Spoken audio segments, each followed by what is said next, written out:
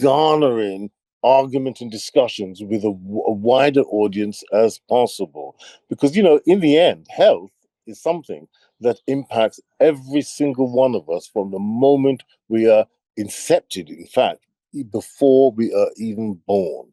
And as soon as you do have some sense and some sort of sense of autonomy of your life, then of course you're going to have an interest, a concern with these matters. And of course, it is a wide area covering, every domain of this life we experience and enjoy. And the way that we can push things forward is getting involved in debates, actually getting involved in discussions and viewing an opinion that may show another side, another perspective on an argument or discussion which is yet to be uncovered and addressed. And that the driving force, of places like Africa being mental health. I got involved with Lord Scarman, who put me onto his report and said, "Look, there's money available." So we went ahead, and that was my very first project, creating Brixton Cares for Kids, which was a nursery facility for the under fives, but targeting particular groups in the community who were underrepresented in the care services that were provided by the established nursery places. So those are the kind of strategic approaches that society, with the help of people like Value Care Group, can orchestrate to bring about the changes, specific changes, as well as wider changes to the way legislation and policy and resources are delivered and shared. All I'm going to say is thank God we got the right man for the job, you, Carl. But what I will say is there is so much in what you say that gives a lot of families affinity. And I know there's a lot of families where they resonate with that. And the themes that I've interpreted is that conversation, that ability to have that national conversation, but also to have that local conversation about the symptoms, the problems that you have. And that's why, we made that breakthrough in conversational AI, because we saw that significance in that ability to have that discussion with a non-partisan force, because I know for a lot of people in the BME, as I'm sure you'll be able to enlighten us on, there have been tremendous barriers in accessing the healthcare system, and when they do access the healthcare system, it's a lot more prejudicial than they would have first thought, and that's created tremendous rifts. We were dealing with a charity just a couple of weeks ago, and they were talking to us about some of the pilots that they were trying to do. This is separate to ours, but they were trying to do with the Asian community, trying to get them to access certain kinds of healthcare solutions, and they would just point blank refuse. And when it's only when you really go and look back into the history and you see that there have been chronic cases, for example, with Indian women being injected with all kinds of radioactive substances in the in the 50s and the 60s. And that kind of perspective, a lot of people really do take that for granted, but that becomes more, especially when the government doesn't do anything to rectify it, or it's neglected. It becomes congealed and solidified within the cultural kind of biases and the cultural kind of society. And the conversational AI that we've developed is able to bridge that gap, because it's able to offer you that support, but without the kind of the burden of needing to kind of converse with somebody who's not trustworthy, at least from your eyes, because trust does take time. It really, really does, and it takes time to build, and it takes time to mend that rift. And also, I think the other theme that I really kind of very much commend and highly support is that kind of that ulterior perspective of looking at the preventative approaches, whether it be, tackling people, who are, under fives, and there may be some kind of high level risk in the community about them, some health, some health implications about that, trying to get that national conversation, just going back to the national, to shift away from how do we treat people, but how do we tackle the core issues far more early, and avoid that. And my question to you, that's all right, is just to understand a little bit more on some of the work you did with HIV, because I think out of all the stigmas that are out there, and HIV, has been one of them for such a long time. It's taken a tremendous amount of conversation. It's taken a tremendous amount of dialogue. And I know back in 1980, the conversations that we had around AIDS was just exclusive to homosexual people. And, Yes, and I know there was some implications with the black community about that. And you won a tremendous award, working with Channel 4, actually as a filmmaker around that. And I'm just curious to know just a little bit more about, your journey, really kind of document these things, but also advocating it on the legal side. And I don't think we have enough time to go into the financial, but do stay tuned, because that will be in another conversation. yes, another podcast to come.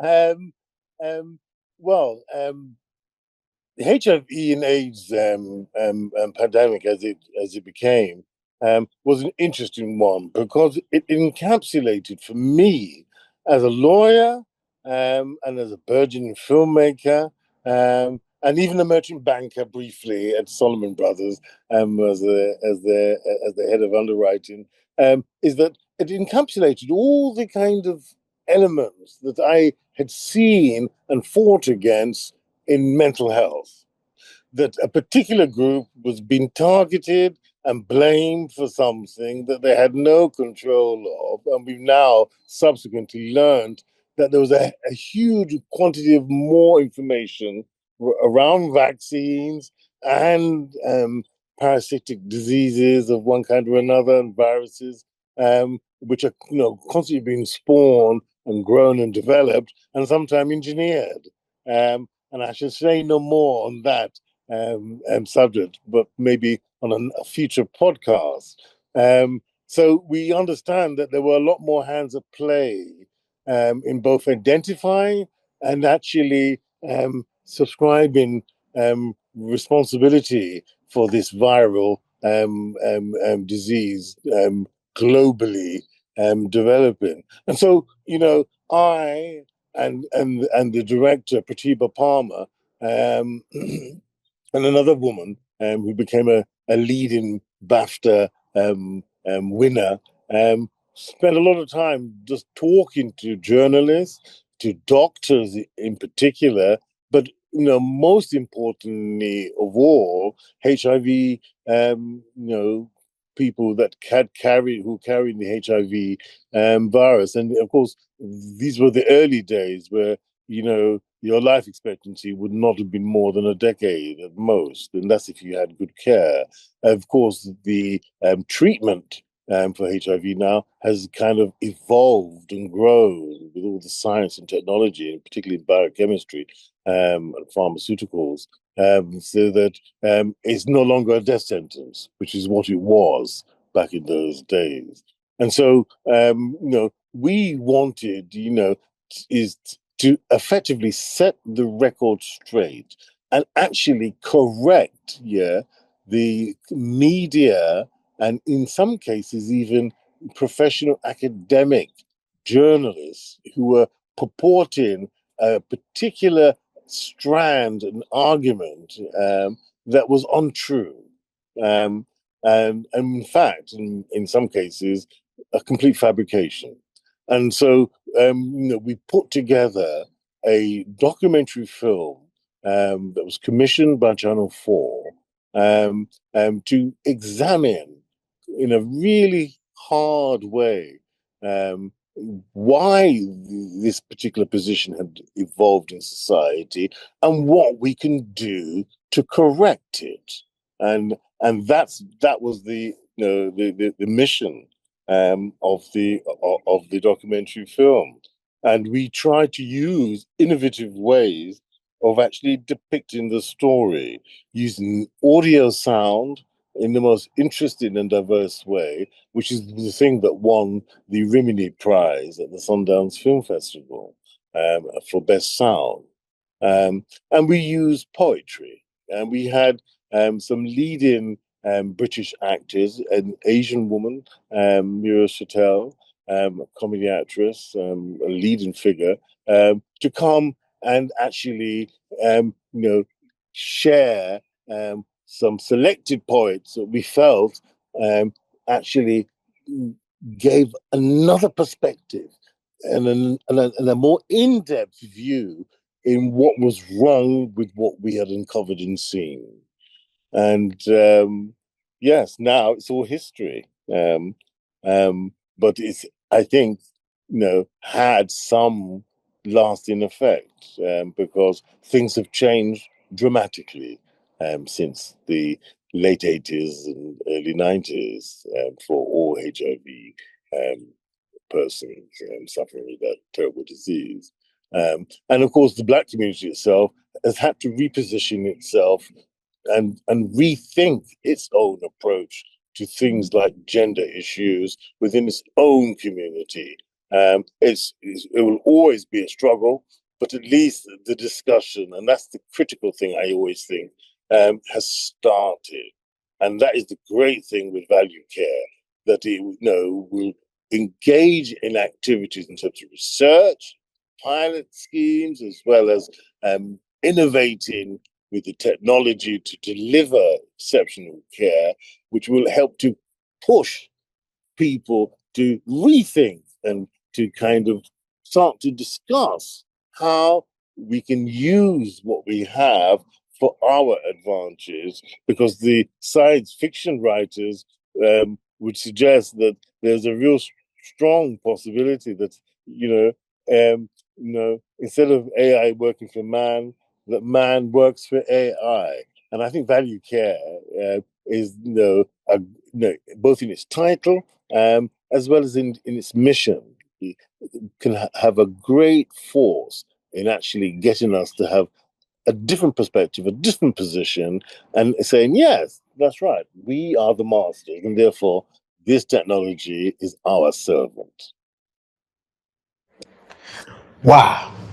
Just absolutely wow. I think that is completely blown my head off right there, and I've got to take her. I might need to, maybe some of the audience members might need to listen back because there's so much to unpack. And I'm so glad, Carl, that you offered your time, and I know how busy you are and how much you've got going on at the moment to be the first guest on our new podcast series, and it will be something that will continue because I think the message needs to get out there. I think it's critically important that we spread the message, and we're very thankful for your time, viewers, and we will be continuing this series. So if you've loved what we've had to say, or you haven't liked what we've had to say, we're here and we're here to listen, and we are making our foot known, stamped on the ground, that we are here to start the great revolution around care, listening to families, bringing the families on board, bringing people like Carl, so you get to understand more about us, so we can understand about you.